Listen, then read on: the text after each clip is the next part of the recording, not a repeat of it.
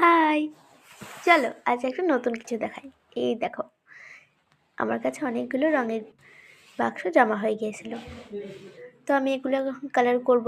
তো এগুলো কালার করার জন্য আমার লাগবে ফেব্রিক কালার আর একটা পাম্প করার জন্য জিনিস, মানে ওই রঙটা বসানোর জন্য। তো প্রথমেই আমি এই কটোগুলোকে সব তোমাদের দেখিয়ে দিচ্ছি কীরকম দেখতে। এই দেখো হোয়াইট রঙ, এই হোয়াইট রঙটা এইটা দিয়ে আমি ভালো করে এটার উপর চাপিয়ে নেব। এই জিনিসটা দিয়ে চাপালে পরে অনেকক্ষণ কষ্ট আমার কমে যায় আর টাইমও বেঁচে যায়। এমনিতে স্পঞ্জ দিয়ে করতে বা হাতে করতে অনেক টাইম লাগে, তো সেই জন্য আমি এই জিনিসটা বেছে নিয়েছি। তো আস্তে আস্তে এভাবে আমি ড্যাপ ড্যাপ করে, যেমন আমরা মেকআপ করি সেরকমভাবেই এটার মধ্যে রঙটা আমি মিশিয়ে নেব।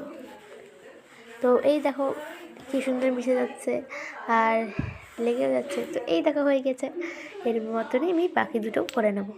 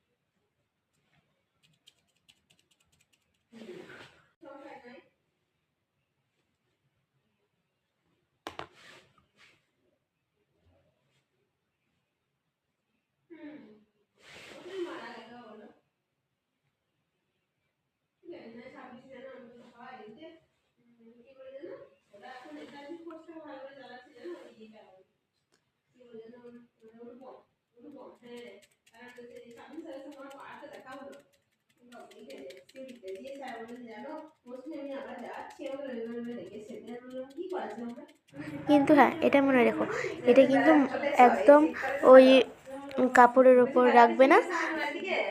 এটা একটা প্লাস্টিকের কোটোর ঢাকনা বা এমনি প্লাস্টিকের ওপর বা মাটিতে রাখতে পারো, কারণ কি যে জায়গাটাতে রাখবে সেই জায়গাটায় কিন্তু ফেব্রিকের ছাপটা পড়ে যেতে পারে।